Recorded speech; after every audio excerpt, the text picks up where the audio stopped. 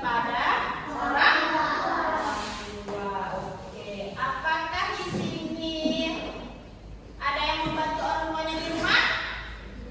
Pernah? Nah, contohnya membantu apa? Nah, mencuci piring, menyapu, yang lain. Apa lagi? Mencuci baju. Oke, itu adalah contoh-contoh dari sikap berbakti kepada orang tua. Apakah orang tua merasa senang jika kita bantu pekerjaannya? Nah, sikap berbakti kepada orang tua. Sebelum memulai lebih lanjut, Ibu mau bertanya, apa itu sikap berbakti kepada orang tua? Sikap sayang dan apa? Oke, betul. Sikap sayang dan patuh terhadap orang tua. Selanjutnya Ibu akan menjelaskan tujuan dari pembelajaran kita pada hari ini. Yang pertama, setelah melalui model PBL berbantuan metode snowballing menampilkan PPT, peserta didik dapat menjelaskan pengertian dari sikap berbakti kepada orang tua dengan benar. Kedua, peserta didik dapat menyebutkan ciri-ciri dan hikmah berbakti kepada orang tua dengan tepat. Dan yang ketiga, peserta didik dapat memberikan contoh sikap berbakti kepada orang tua dalam kehidupan sehari-hari. Berbakti kepada orang tua yang pertama ada pengertian, ciri-ciri, cara menunjukkan, contoh, dan hikmah sikap berbakti kepada orang tua. Pengertiannya, apa pengertian dari sikap berbakti kepada orang tua? Ada yang tahu?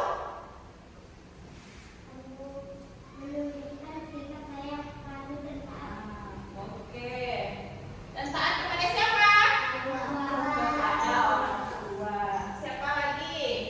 Kalau mengapa kita harus hormat dan berbakti kepada orang tua kita? Rasanya apa? Apa alasannya? Karena ayah dan ibu sangat berjasa dalam Oke. Silakan kalian simak PPT-nya dari berbakti kepada orang tua. Yang pertama ada kita bisa berkata lemah lembut. Kemudian apa? Taat kepada perintahnya. Misalnya seperti apa? Misalnya seperti apa? Taat. Taat kepada orang tua. Misalnya seperti apa? Ayo. Misalnya kalau ibu nyuruh yang baik-baik, ini harus dikerjakan. Misalnya Mbak Im disuruh ibunya pergi mengaji, apakah akan dibantah atau dikerjakan? Dikerjakan. Itu adalah salah satu bentuk taat kepada perintah ayah dan ibu. Yang ketiga, kita selalu mendoakan. Kalau orang tuanya yang masih hidup ataupun meninggal, bisa dengan cara mendoakan. Kalau misalnya masih hidup, kita bisa membantu pekerjaan rumah dan lain sebagainya. Tapi kalau sudah meninggal, doa-doa anak yang soleh dan solehah yang bisa membantu meringankan hisab kedua orang tua. Selanjutnya, menjaga nama baiknya. Bagaimana cara kita menjaga nama baik kedua orang tua? Bagaimana? Tidak berkelahi di sekolah ataupun di luar. Tidak apa? Tidak apa? Tidak berkelahi, tidak bolos sekolah. Mendapat apa? Harus mendapat apa? Ayo. Kita bisa membanggakan orang tua. Tidak berkata yang kasar. Jadi anak yang sopan itu adalah salah satu cara menjaga nama baik kedua orang tua. Selanjutnya, mencium tangan dan mentaridonya. Kira-kira kalian pergi sekolah mencium tangan atau tidak? Selanjutnya, menunjukkan sebagian badan jika